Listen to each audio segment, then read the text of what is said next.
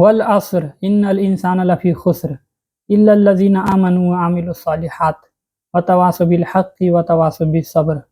اللہ تعالیٰ قرآن مجید میں ارشاد فرماتے ہیں کہ پوری کی پوری انسانیت خسارے میں ہے، نقصان میں ہے، گھاٹے میں ہے، چاہے وہ مرد ہو یا عورت، بچے ہو یا بوڑھے، امیر ہو یا غریب، پوری کی پوری انسانیت خسارے میں ہے۔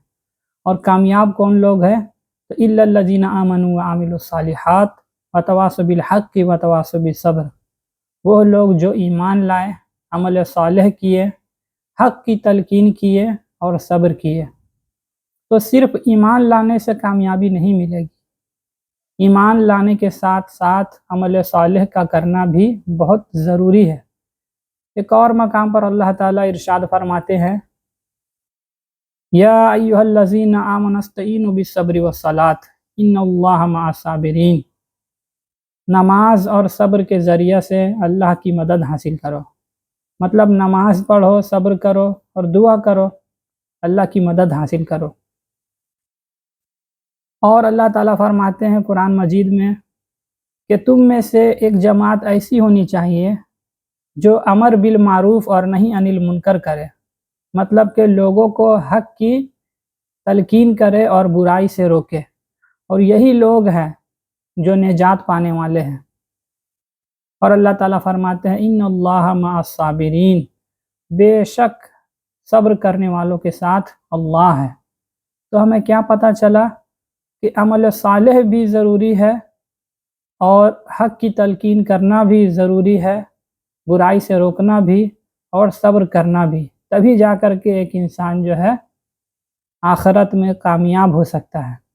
اور اللہ کے نبی نے اپنے آخری خطاب میں کہا تھا، اللہ کے نبی نے جب آخری بار منبر پر تشریف فرما تھے تو آپ نے فرمایا کہ مجھے اس بات کا خطرہ نہیں ہے کہ تم میرے جانے کے بعد شرک کرو گے، تمہارے بارے میں دنیا سے ڈرتا ہوں کہ تم کہیں دنیا کے لیے آپس میں مقابلہ نہ کرنے لگو۔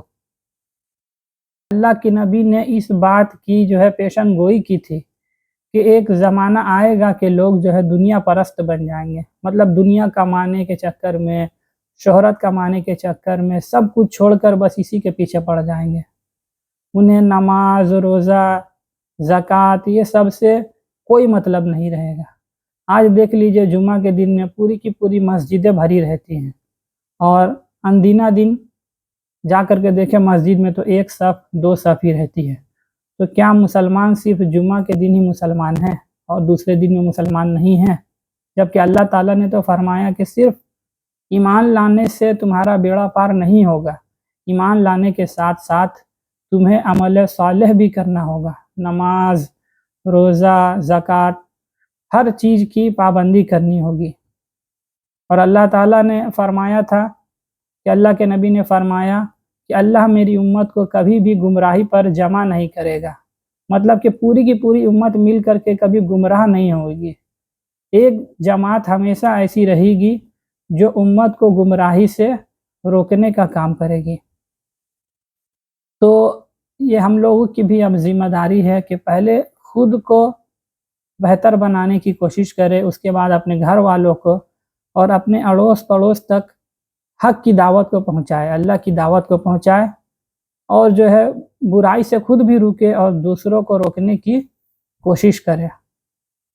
چاہے آپ جس بھی جماعت سے تعلق رکھتے ہو، چاہے دعوت اسلامی ہو یا تبلیغی جماعت ہو یا جماعت اسلامی ہو، سب سے پہلا کام یہ ہے کہ آپ جو ہے نماز پڑھیں اور اچھے لوگوں کے ساتھ اٹھے بیٹھے، کیونکہ اچھے لوگوں کی صحبت آپ کو نیک بنائے گی۔ اگر کوئی انسان عطر کی دکان میں جاتا ہے، بھلے ہی وہ عطر خریدے یا نہ خریدے، لیکن جب وہ دکان سے باہر نکلتا ہے تو اس کے جسم سے خوشبو آتی ہے۔ اور ایک انسان اگر جہاں لوگ گانجا پی رہے ہیں، دارو پی رہے ہیں، ادھر سے گھوم کر کے آتا ہے تو ویسا ہی مہکتا ہے۔